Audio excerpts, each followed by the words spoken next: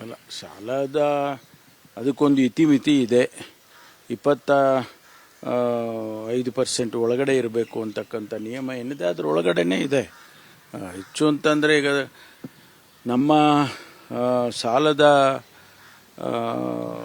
Absolute numbers ನೋಡಿದ್ರೆ ಬೇರೆ ಬೇರೆ ರಾಜ್ಯಗಳು ನಮ್ಮ ದಕ್ಷಿಣ ಭಾರತದಲ್ಲಿ ಕನಿಷ್ಠ ಅಟ್ಲೀಸ್ಟ್ ನಾವು ದಕ್ಷಿಣ ಭಾರತದ ಲೆಕ್ಕ ತೊಗೊಂಡ್ರು ನಾವೇ ಕಡಿಮೆ ಇದ್ದೇವೆ.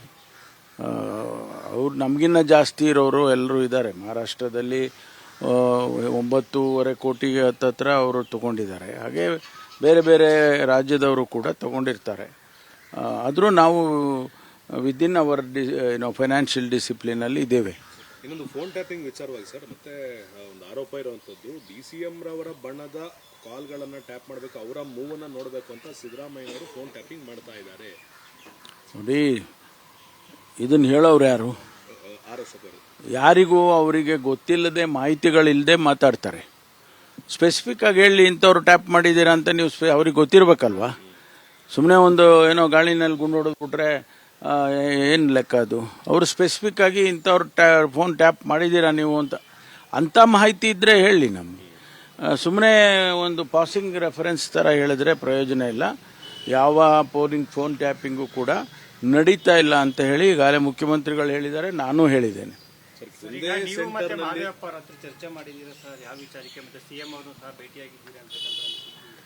ಹೌದು, ಚೀಫ್ ಮಿನಿಸ್ಟರ್ ನೆನ್ನೆ ಭೇಟಿ ಮಾಡಿದ್ದೆ ನಾನು.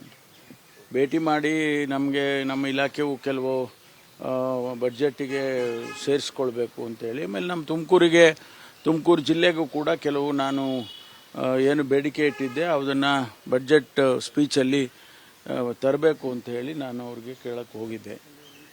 ಭೇಟಿ ಮಾಡಿ ಹೇಳಿದ್ದೇನೆ.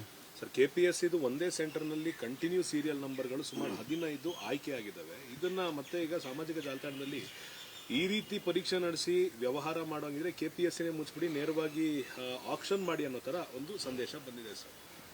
ಅದರ ಬಗ್ಗೆ ಈಗ KPSC ರಿಕ್ರೂಟ್ಮೆಂಟಿನ ಬಗ್ಗೆ ಬಹಳ ವರ್ಷಗಳಿಂದ ಕಂಪ್ಲೇಂಟ್ಸ್ಗಳು ಬರ್ತಾನೆ ಇದೆ.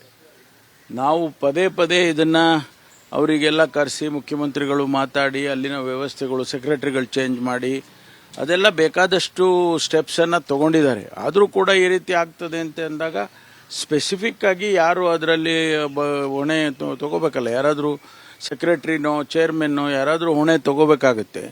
ಅದರಿಂದ ಅದನ್ನು ಸರಿಪಡಿಸೋದು ಆದಷ್ಟು ಶೀಘ್ರವಾಗಿ ಉತ್ತಮ ಅಂತ ಅನಿಸುತ್ತೆ. ಯಾಕೆಂದರೆ ನಾವೀಗ 56,000 ಜನ ರೆಕ್ರೂಟ್ಮೆಂಟ್ ಮಾಡೋದಕ್ಕೆ ಹೊರಟಿದ್ದೇವೆ. 56,000 ಜನ ರೆಕ್ರೂಟ್ಮೆಂಟ್ ಮಾಡೋದು ಕೆಲವು KEಗೆ ಹೋಗುತ್ತೆ, ಕೆಲವು KPSCಗೆ ಹೋಗುತ್ತೆ.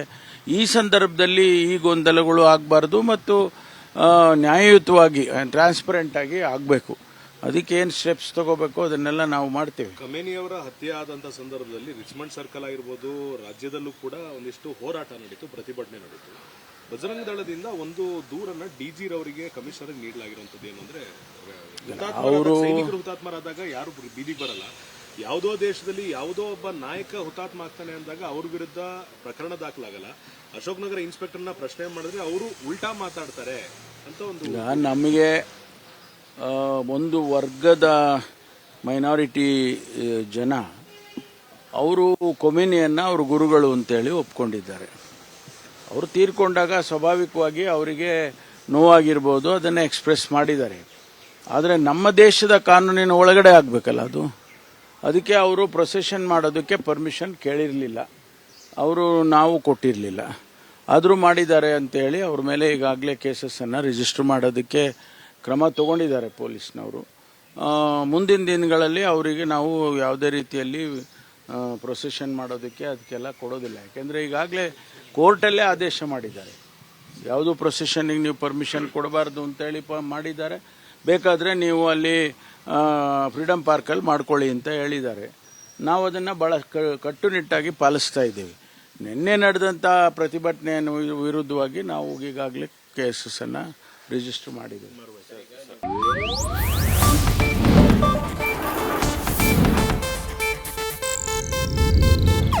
ಇದು ಏಷ್ಯಾನೆಟ್ ನ್ಯೂಸ್ ನೆಟ್ವರ್ಕ್ ಪ್ರಸ್ತುತಿ.